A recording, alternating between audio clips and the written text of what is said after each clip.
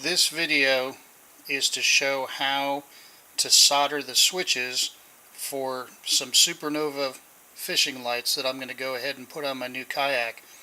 I've already labeled all of the switches as to what their purpose is, but they're going to get fed power from the same place. So what I want to do is take the fuse assembly that comes from SuperNova and go ahead and attach these switches to it.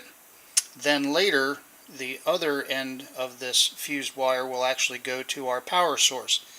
Now, because I'm attaching multiple leads, what I'm going to do is twist them together, kind of like you would do if you had a wire nut, only I want to go ahead and then solder these so that there'll be a nice good connection, and then I'm going to go ahead and put heat shrink over top of them. So what I'm going to do first is take the hot, which is going to be the lead that's not labeled for all four of these switches,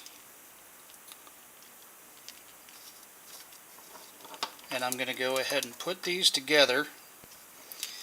And then before I actually do the soldering, I want to go ahead and put a piece of heat shrink over top.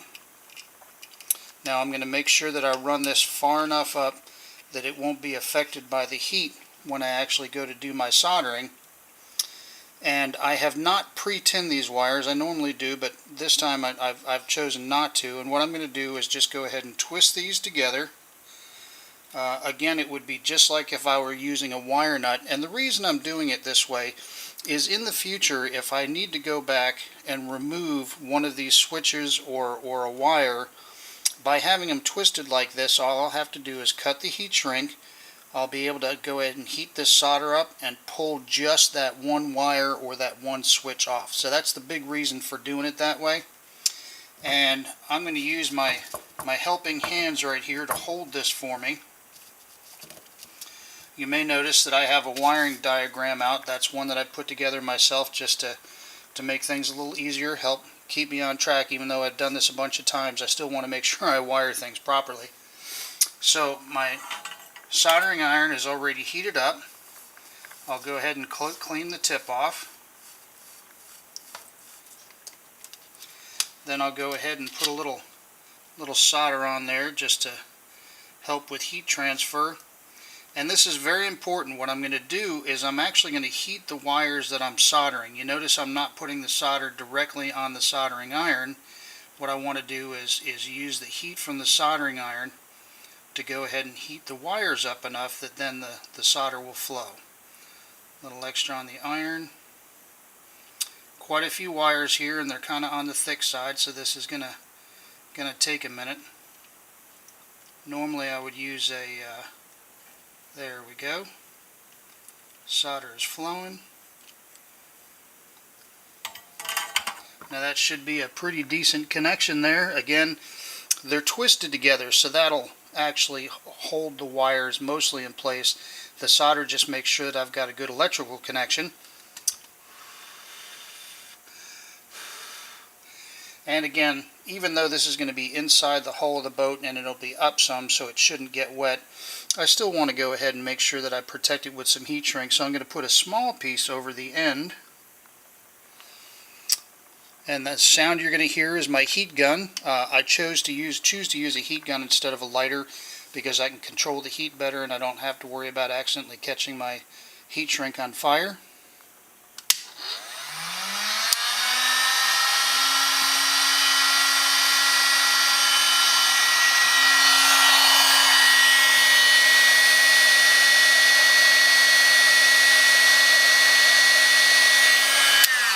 Now what I'm going to do is, while that's still warm, I'm going to go ahead and press this end down.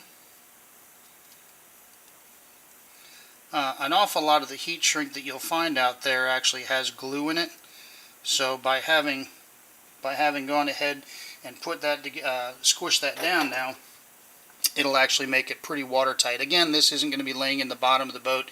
Even if it was, there wouldn't be water there, but I tend to overdo things. So now I'm going to go ahead and take my big piece of heat shrink and move it up. And what this is largely doing for me is helping make a mechanical connection as well as the electrical one that we've just made.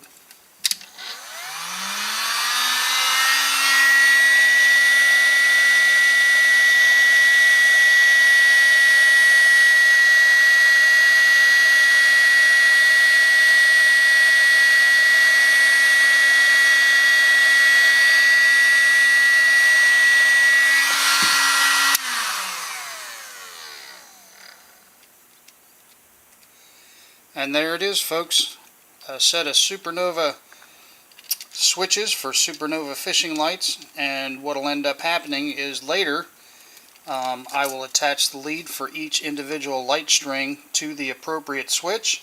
Again, this other end will get soldered to the power wire going to the battery, and that'll be the inspiration for another video. Thank you.